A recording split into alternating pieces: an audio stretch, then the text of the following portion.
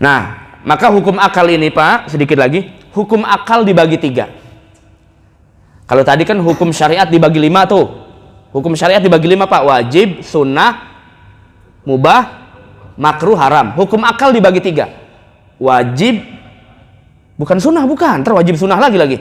Wajib, mustahil, mungkin. 3 tuh. Hukum akal dibagi 3. Wajib, mustahil, mungkin. Yang wajib ini nih, yang wajib contohnya begini Pak. Apa saja yang sudah tercipta tidak mungkin tidak ada ciptaannya. Jadi wajib ada. Wajib ada Pak. Ya wajib ada. Ini meja udah ada di depan kita, kan kagak mungkin nggak ada. Akal menolak yang menciptakan meja pasti ada. Ini akal kita. Akal kita pasti akan menyimpulkan hukum bahwa ini pasti ada yang menciptakan, nggak mungkin nggak. Nah ini contoh hukum wajib. Contoh hukum mustahil. Ada bangku 1 orang, bangku cukup 1 orang lah, bangku. Ada bangku kosong, udah didudukin Pak, didudukin 1 orang. Pertanyaan saya, bisakah orang yang lain duduk di bangku itu? Bisa nggak Pak? Bisa karena? Nah itu berarti zolim dengan kapasitas.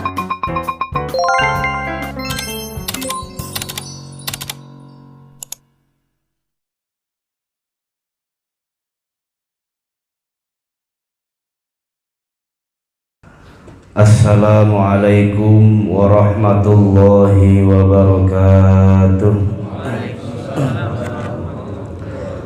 Alhamdulillahi rabbil alamin, wal aqibatu lil muttaqin, wala udwana illa 'alal zalimin.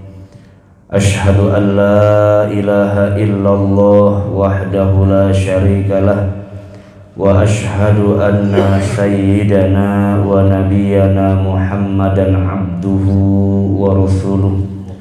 Allahumma salli wa sallim wa barik ala sayyidina wa habibina wa syafi'ina wa maulana Muhammadin wa ala alihi wa ashabihi wa azwajihi wa dhurriyyatihi ajma'in. Rabbi shrah li sadri wa yassir li amri wahlul 'uqdatam min lisani yafqahu qawli. Rabbi zidna ilman nafi'a warzuqna fahman jayyida fil laili wan nahar. Allahumma bika asbahna wa bika amsayna wa bika nahya bika namut wa ilaikan nusyur. Allahumma faqihna fid din wa 'allimna ta'wil amma ba'du.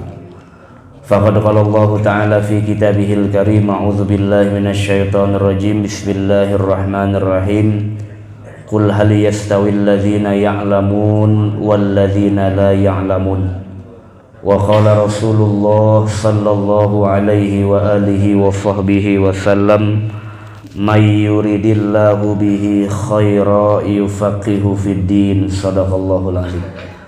Para jamaah sekalian, jamaah Jumat Berkah Masjid Al-Barkah yang insyaallah pada subuh yang penuh dengan keberkahan ini, setelah salat subuh kita berjamaah, kita tahu secara umum bahwa berjamaah yang paling afdol adalah berjamaah di waktu subuh plus hari Jumat. Itu ibadah yang pahalanya luar biasa di sisi Allah Subhanahu wa taala. Selanjutnya kita niatkan thalabul ilmi, mudah-mudahan sholat berjamaah kita tadi yang dilanjutkan dengan thalabul ilmi menjadi sebab Allah terima segala ibadah kita di sisi Allah Subhanahu wa taala, dan Allah ampuni segala dosa-dosa kita. Amin ya rabbal alamin. Segenap jajaran pengurus Dewan Kemakmuran Masjid Al-Barkah, guru kita Bapak Dr. Andes Kiai Haji Mahmud Adung, kita doakan mudah-mudahan selalu diberikan kesehatan oleh Allah Subhanahu wa taala. Insyaallah pada kesempatan pagi yang penuh dengan keberkahan ini, tanpa kalam kecuali kita bersyukur kepada Allah atas segala karunia dan nikmatnya. Salawat teriring salam yang selalu kita lantunkan kepada junjungan alam Nabi besar Muhammad sallallahu alaihi wasallam. Mari kita awali dengan membaca Al-Fatihah. Mudah-mudahan apa yang kita niatkan senantiasa diijabah oleh Allah Subhanahu wa taala. Apa yang kita maksud datang dari rumah dengan sholat berjamaah menuntut ilmunya Allah, Allah berikan kita ilmu yang bermanfaat dunia sampai akhirat. Ala hazihi niyah. Al-Fatihah. A'udzubillahi minasyaitonirrajim. Bismillahirrahmanirrahim.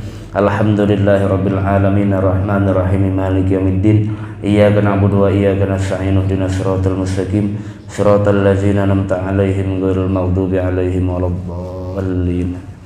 Para jamaah sekalian rahmati Allah, pagi ini kita membahas tentang macam-macam hukum. Kenapa ini saya bahas? Karena memang masih berkaitan dengan persoalan akidah. Jadi setiap ilmu yang kita pelajari dalam ulumuddin atau ilmu-ilmu agama itu punya sudut pandang hukumnya masing-masing. Bagaimana fikih punya sudut pandang hukumnya, bagaimana ilmu akidah punya hukumnya tersendiri, kemudian bagaimana juga ilmu akhlak punya hukumnya tersendiri. Maka yang akan kita bahas pagi ini adalah tentang aqsamul hukmi, pembagian hukum. Yang jelas kita tidak bicara hukum positif karena saya nggak paham ya, atau hukum yang berlaku di Indonesia karena itu bukan bidang saya. Nah, yang akan kita bahas adalah klasifikasi pembagian hukum yang dijelaskan oleh para ulama, dan ini digunakan untuk melihat bagaimana proses terjadinya sebuah hukum dalam dimensi ilmu ya. Maka jika kita bicara fikih tapi tidak menggunakan cara pandang hukum fikih, itu pasti akan keliru, Pak. Kalau kita melihat misalnya ilmu tasawuf atau ilmu hakikat tapi tidak menggunakan sudut pandang ilmu hakikatnya secara hukum, pasti akan keliru. Maka beberapa kali Al-Quran juga menegaskan tidak mungkin Al-Quran itu jika ditafsirkan akan bertabrakan satu dengan yang lain. Persoalan ada ayat muhkamat. Ayat muhkam itu ayat yang maknanya mudah dipahami, namanya ayat muhkam. Ada ayat mutasyabihat. Mutasyabihat itu ayat yang maknanya perlu ditafsirkan oleh orang-orang yang lebih paham lah. Jadi tidak semua Al-Quran itu bisa dipahami orang awam.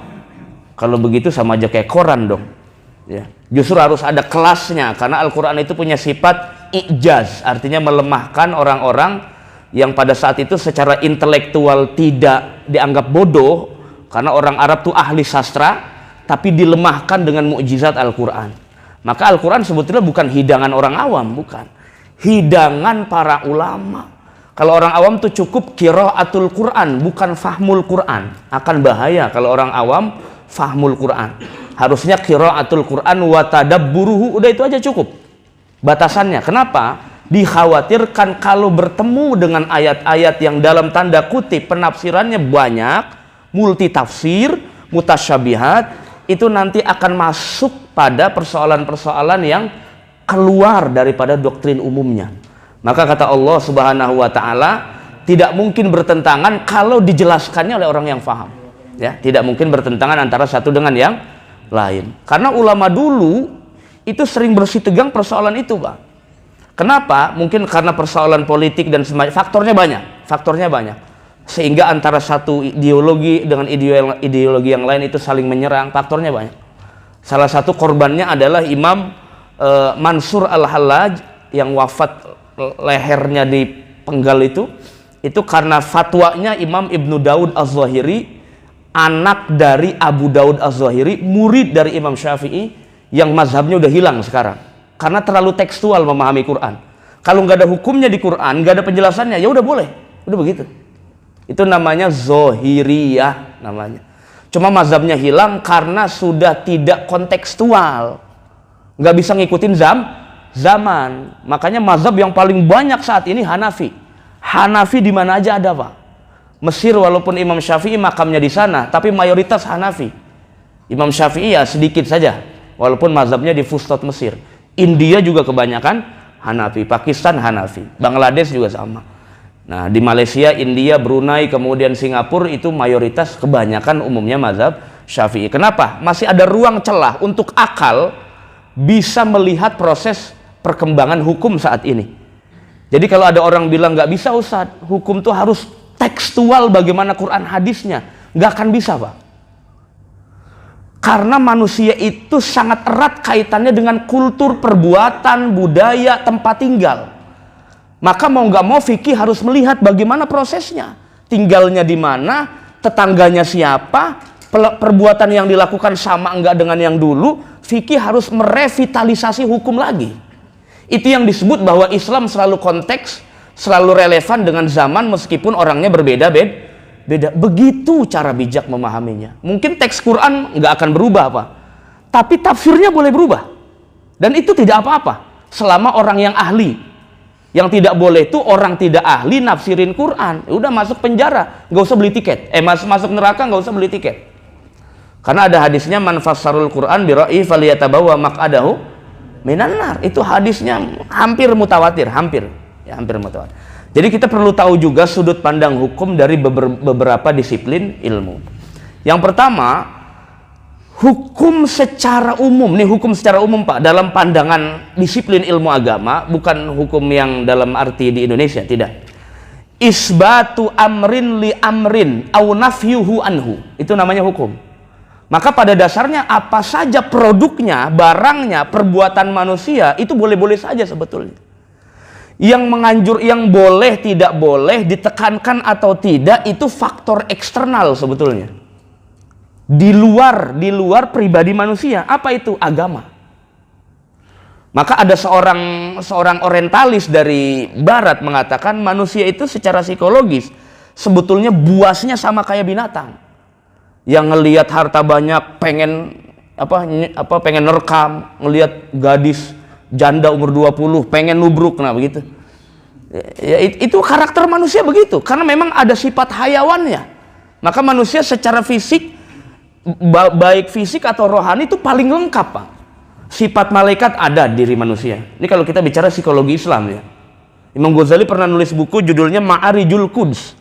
Itu ada sifat-sifat karakter manusia secara lengkap yang tidak pernah dimiliki makhluk lain. Sifat manusia nggak ada di malaikat, Pak. Kalau ada ya malaikat juga saling nikah, nuntut ilmu begitu kali. Ya tapi kan nggak ada. Maka manusia paling lengkap. Salah satunya adalah sifat binatang. Mohon maaf, manusia kalau nggak belajar, ya apa bedanya sama kebo?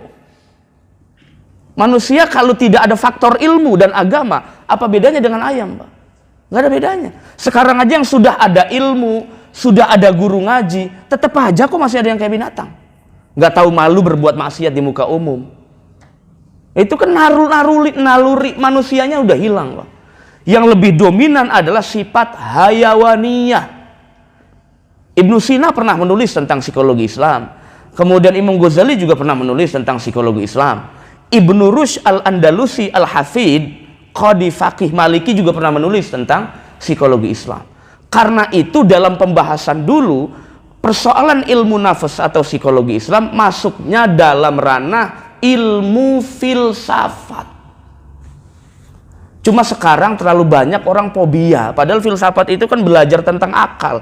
Akal ini hibatun minallah, pemberian dari Allah. Kalau saya ingat banget itu, ingat sekali bukunya Kiai Haji Imam Jarkasi tentang tarbiyah wa ta'lim apa itu. Saya kan ngajar itu di santri. Yang namanya akal ini hibatun fitriyatun minallah, pemberian yang kita nggak pernah mesen. Memang wataknya begitu, manusia harus yata'akol, harus berpikir. Jadi instrumen berpikir manusia, instrumen pengetahuan manusia itu bukan cuma Quran hadis, tapi juga ada akal manusia. Itu di luar mana yang lebih berat, itu nanti persoalan lain. Yang jelas jangan menafikan akal sebagai sumber ilmu. Nah ini akan saya jelaskan. Yang pertama, Pak, jadi semuanya itu sebetulnya nggak ada hukum kecuali datang dari agama. Itu satu. Yang kedua, datang dari informasi yang sifatnya intern dalam diri manusia, akal. Yang ketiga juga sama, apa itu? Hukum kebiasaan. Hukum kebiasaan, bapak makan kenyang, itu namanya hukum adat, Pak. Tapi nggak semua orang makan kenyang kan? Ya enggak, Pak, ada yang mokon terus. Jatuh dari lantai 70 mati kan, Pak? Umumnya. Ada nggak orang yang jatuh dari lantai 70 selamat? Ya ada juga, namanya hukum kebiasaan. Hukum kebiasaan kan hukumnya ukurannya kebiasaan, bukan ukuran iman, bukan ukuran Al-Quran. Nah, Maka ketika semua itu sebetulnya tidak ada hukum, dihukumilah ada hukum syariat yang paling tinggi, Pak. Hukum syar'i, hukum syariat itu paling tinggi posisinya. Nah, hukum syariat ini berbicara tentang apa yang wajib, apa yang sunnah, apa yang mubah, apa yang makruh, apa yang haram. Khitabullah al-muta'alliku bi af'alil mukallafin khitaban ghaira jazim au khitaban jaziman. Khitab itu artinya perintah Allah yang berkaitan dengan perbuatan manusia. Itu disebut hukum syariat. Dikembangkanlah oleh para ulama karena Quran tidak pernah menjelaskan bahwa hukum syariat ada 5, Pak. Hadis pun sama, tidak pernah menjelaskan dalam satu hadis, baik hadisnya sahih, hasan atau dhaif, ataupun di hadis mutawatir sekalipun yang tingkatannya lebih tinggi dari hadis sahih, tidak pernah menjelaskan klasifikasi hukum. Siapa yang menjelaskan? Ya ulama. Dan ulama itu pewaris para nabi dan rasul. Kalau Bapak pernah dengar seorang ulama besar, pimpinan Jamaah Khuruj. Ini tokohnya Jamaah Khuruj ini yang ulama tinggi-tinggi, namanya Syah Waliullah Ad-Dahlawi yang nulis kitab Hujjatullah Al-Balighah. Jadi Jamaah Khuruj itu ulamanya ahli hadis, ahli fikih Hanafi. Banyak sekali, Pak. Nah, salah satu bukunya yang saya sangat senang itu namanya Hujjatullah Al-Balighah 2 jilid. Ada lagi satu namanya Al-Insaf fi Masailil Khilaf, menjelaskan perbedaan pandangan mazhab. Begini kata beliau di awal mukadimah bukunya. Kenapa sampai ada perbedaan mazhab? Tidak hanya dalam fikih doang, Pak. Dalam akidah pun banyak sudut pandang. Kan saya pernah jelaskan itu di sini awal-awal. Ada ulama yang bilang ada sifat Allah, ada ulama yang bilang Allah tidak punya. Dan itu biasa, lumrah dalam disiplin ilmu, itu lumrah saja berbeda pendapat. Yang tidak boleh itu berbeda doktrin umum, nggak boleh. Contoh, saya ngaji dengan Bapak bareng satu majelis, cuma bedanya saya percaya hari akhir, Bapak nggak percaya, ya kafir itu. Karena hari akhir itu semua yang beda pendapat tetap iman. Persoalannya nanti dibangkitkan di hari akhir ruh atau jasad, itu urusan lain, Pak. Yang penting beriman kepada hari akhir, itu doktrin umum. Doktrin yang nggak boleh bergeser sampai kita menghadap Allah Subhanahu wa Ta'ala. Bahkan Fakhruddin Ar-Razi itu pernah mengatakan rukun iman yang 6 intinya cuma 2, Pak. Dari yang 6 itu intinya cuma 2. 1 iman kepada Allah, 2 hari akhir. Yang lain ngikut aja udah. Itu inti dari yang 6 disebutkan Nabi dalam hadis Jibril.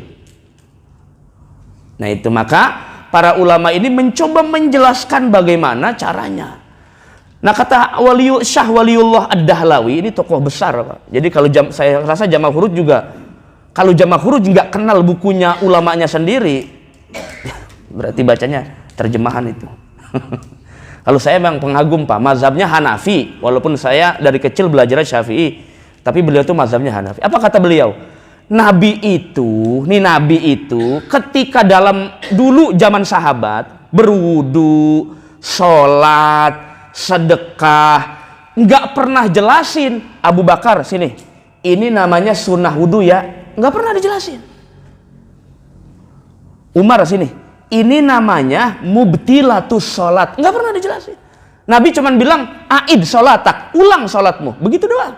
Nggak dijelasin mana yang batalin, mana yang tidak membatalkan, mana yang rukun, mana yang nggak rukun, nggak pernah dijelasin oleh Rasulullah.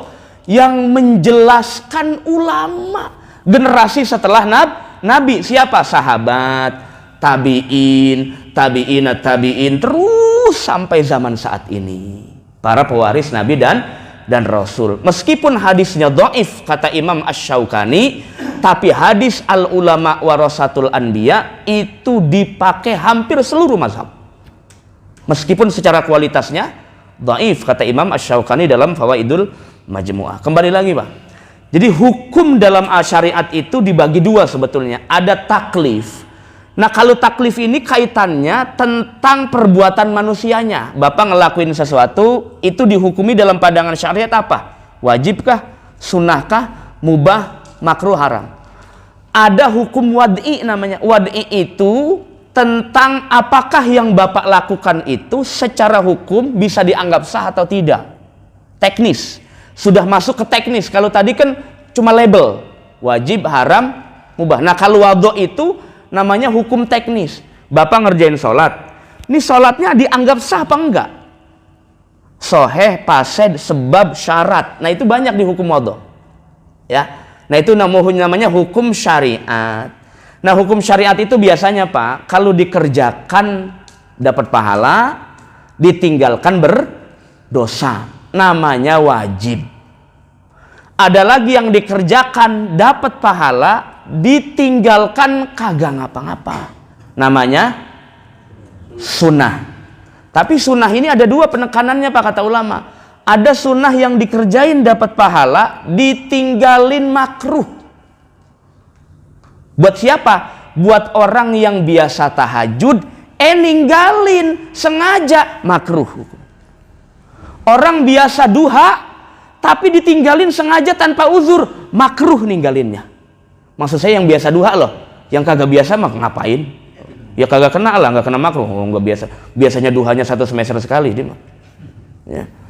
Yang biasa puasa Senin Kemis tanpa ada uzur, tahu-tahu nggak puasa, ninggalinnya makruh hukumnya. Khusus buat orang yang membiasakan sunnah. Kalau yang sunnahnya 1 semester sekali atau tahunan, itu mah nggak dihukumi makruh, itu mah lu kagak ngerjain juga nggak apa-apa, itu mah model kayak lu begitu kira-kira. Nah ada yang ngerjain kagak dapat pahala, ninggalin juga kagak dosa. Apa dihukumnya itu Pak? Mubah. Tapi mubah ini juga ada dua pandangan kata ulama. Ngerjainnya dapat pahala, ninggalinnya nggak ngapa-ngapa. Apa itu? Kalau yang mubah diawali dengan hal yang baik. Contoh, makan minum wajib apa mubah? Waduh, kalau wajib semuanya diabetes rata-rata. Ya kalau makan misalnya wajib. Pak Ustadz wajib loh makan minum, kenapa? Perintahnya di Quran, kulu, maka fi'il amr. Kulu washrobu. Fi'il amr di situ maknanya mubah, bukan wajib. Kalau wajib semuanya pada bengkak perutnya. Masa kita hidup di alam dunia kerjanya cuma makan minum doang, perintahnya sepele. Jadi di situ fi'il amr tapi yadullu alal ibahah, menunjukkan makna boleh sebagai rasa syukur diberikan rezeki oleh Allah Subhanahu wa ta'ala. Contoh, makan itu Pak termasuk kategori amrun yuhtammu bihi syar'an. Perkara yang dalam agama dianggap baik selama makanannya yang dihalalkan Allah. Kenapa? Orang tidak bisa ibadah kalau perutnya kosong. Orang nggak bisa nuntut ilmu kalau perutnya kosong. Jadi itu kebutuhan fisik manusia. Kalau makan minum diawali dengan hal-hal yang baik, contohnya bismillah, berwudu dulu. Kan ada hadis makan wudu dulu, ya dilalerin pas itu. Karena kelamaan. Apalagi kita santri dulu. Santri kan diajarin praktek begitu Pak. Ayo anak-anak sebelum makan wudu dulu. Wah kalau santri kan tangannya cepet gerak tuh Pak. Set. Apalagi launya ayam. Wah set. Kalau kita tinggal wudu balik, tinggal piringnya doang. Habis. Serunya di pesantren begitu Pak, serunya ya. Kalau kagak pernah pesantren nggak kurang kebayang. Kalau di pesantren begitu. Dulu ya kita makan bareng-bareng, ana wudu dulu. Saya jamin pas dia selesai wudu, piring-piringnya juga hilang itu. Karena santri itu banyak akalnya dia itu, ya. Karena kalau nggak begitu nggak kenyang perut Pak, masya Allah. Santri begitu di pondok doang Pak, kalau keluar mah enggak. Sebandel-bandelnya lebih bagus daripada orang nggak mondok. Sebandel-bandelnya santri. Cuman kalau udah bandel, udah jadi biang keroknya kampung dah. Kalau udah jadi bandel.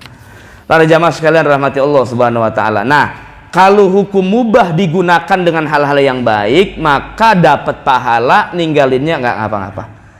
Ada yang ngerjainnya itu tidak dapat dosa, ngerjainnya nggak dapat dosa Pak, cuma dibenci aja. Tapi ninggalinnya dapat pahala, namanya makruh. Ada yang ninggalinnya dapat pahala tinggi, mohon maaf. Ini ninggalinnya pahalanya lebih tinggi dari ibadah. Ini Bapak sholat. Kan itu namanya ngerjain taat. Nah ini ninggalin perbuatan yang dilarang Allah. Ninggalinnya dapat pahala, pahalanya lebih tinggi daripada taat. Nah, ngerjainnya maksiat di hadapan Allah, namanya haram. Saya kalau ditanya, Pak Ustadz, lebih tinggi mana pangkatnya wajib sama haram? Saya bilang, orang yang meninggalkan yang diharamkan Allah, meskipun ibadahnya masih ibadah yang ya baru sholat 5 waktu doang, sunah-sunahnya belum bisa ngerjain, itu jauh lebih baik daripada orang yang beribadahnya sudah bagus-bagus tapi kadang-kadang masih remnya blong kalau persoalan yang haram. Kenapa? Karena ada ulama bilang begini, afdolul a'mal tarkul muharramat wal ma'asi, bahwa ibadah yang paling utama adalah meninggalkan maksiat dan yang diharamkan Allah, bukan ngerjain taat. Nah, saya udah pernah jelaskan di situ, karena perintah Nabi, apa yang aku perintah kerjakan semampumu, kan begitu ya kan? Kerjakanlah mastata'tum, tapi apa yang aku larang jauhi semaksimal mungkin, karena banyak orang yang masuk neraka gara-gara ngerjain yang diharamkan Allah Subhanahu wa ta'ala. Kalau ngerjain taat itu kan persoalan hidayah, Pak. Tapi kalau ninggalin maksiat itu persoalan berjibakunya syahwat setan dengan iman kita.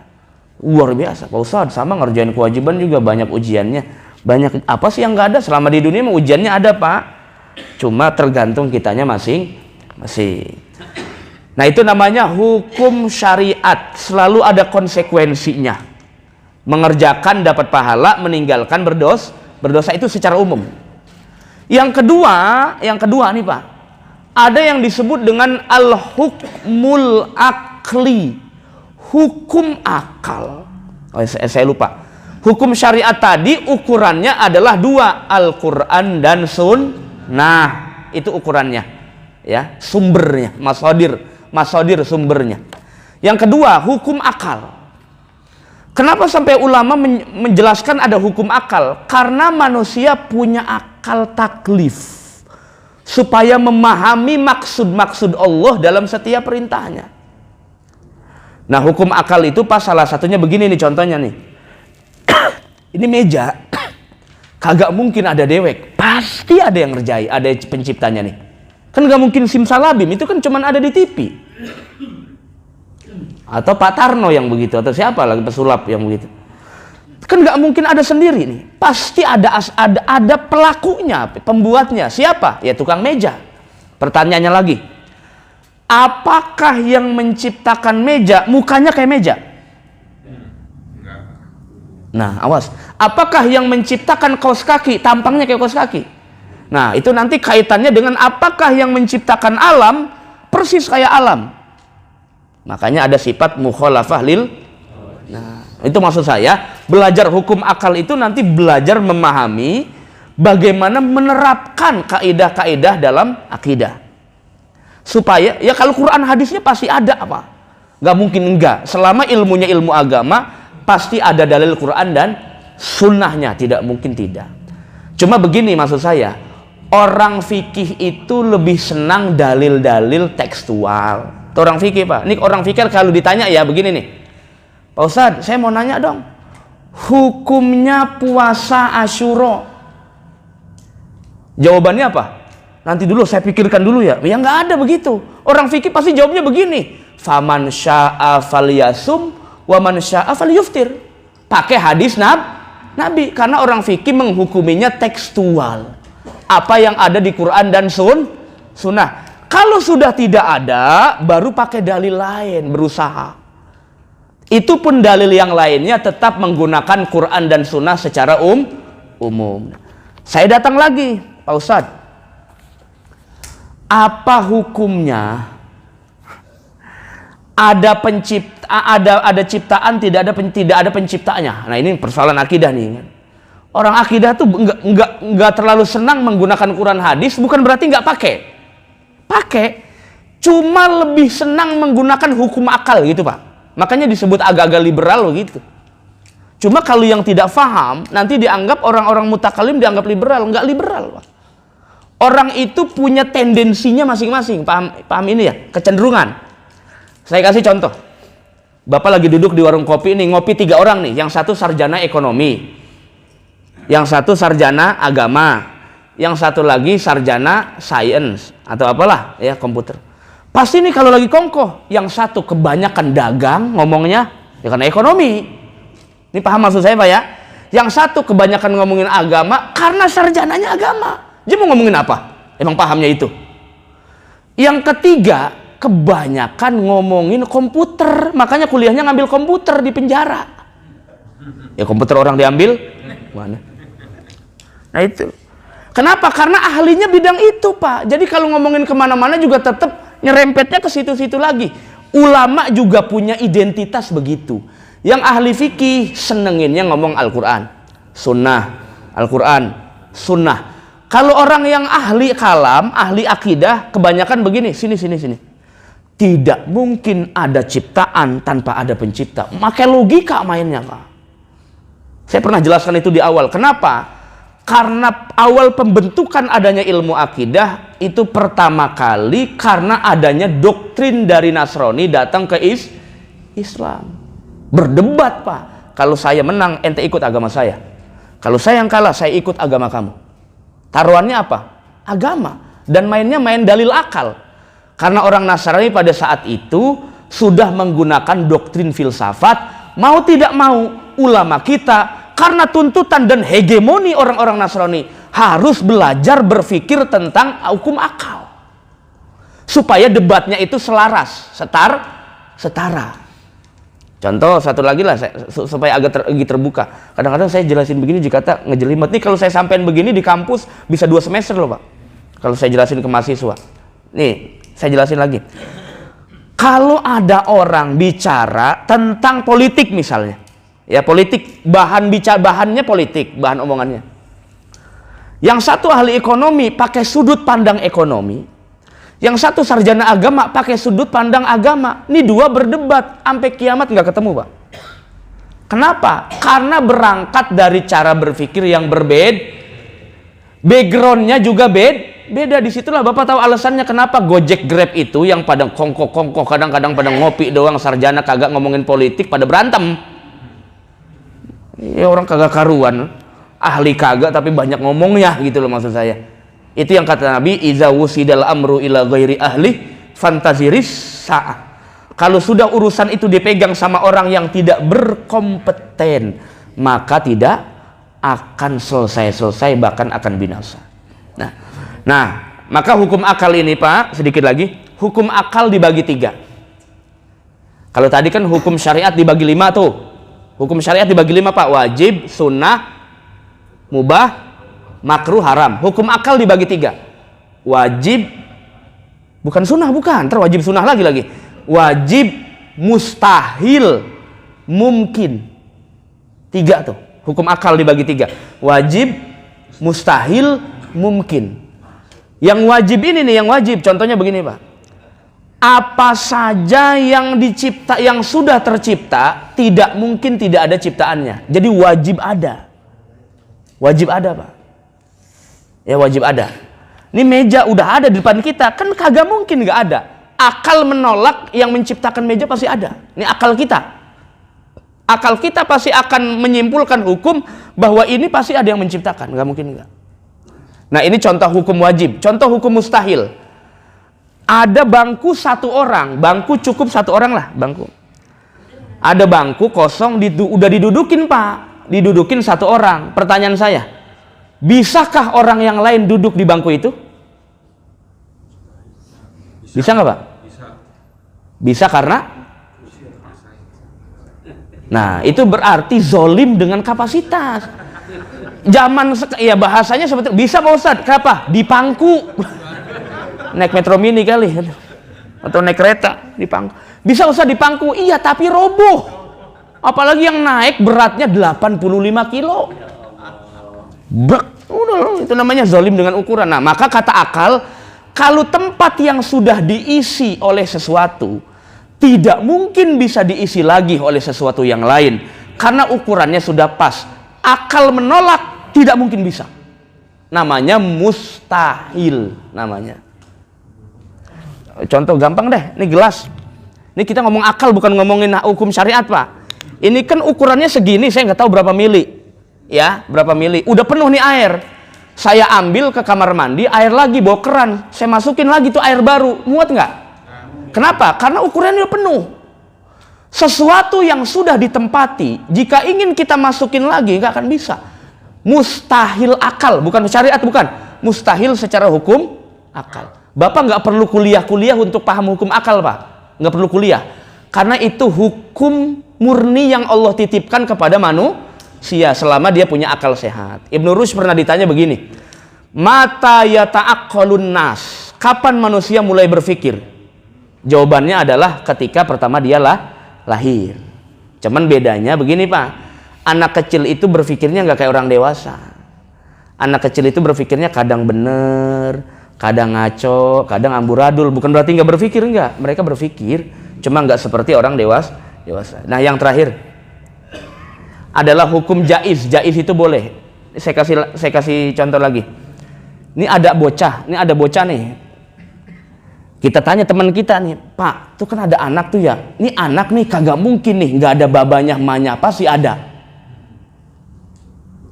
Pasti ada apa enggak, Pak? Pasti. Nah, awas.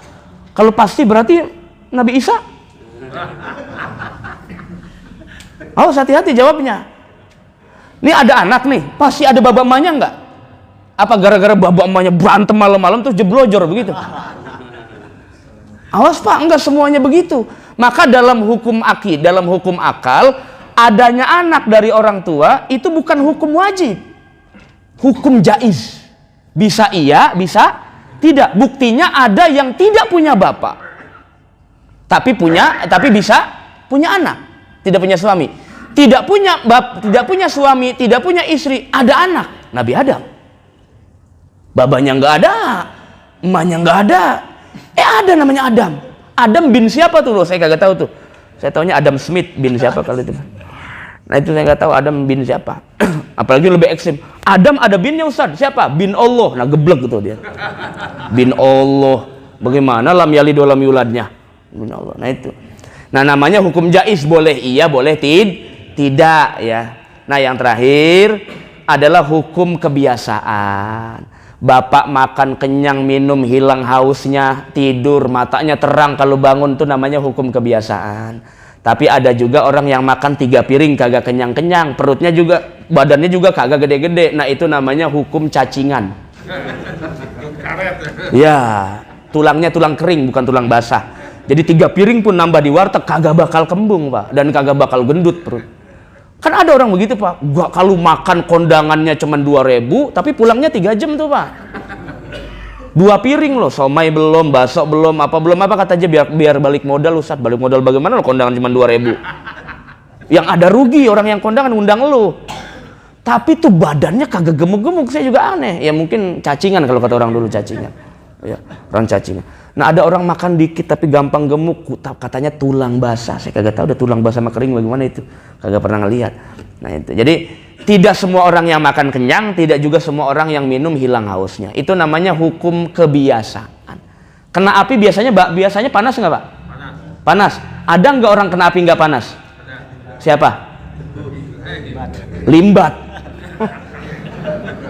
Limbat hebat amat ya, kayak Nabi Ibrahim.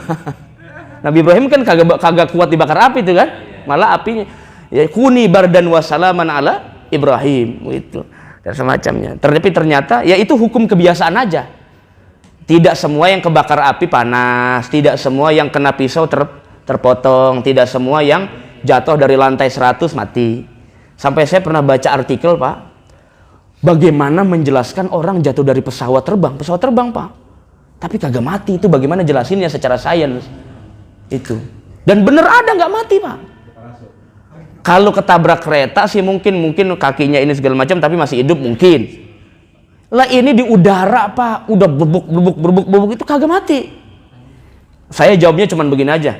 Iza aroda syai'an ayyakula lahu kun, make dalil Yusuf Mansur. Kun payakun.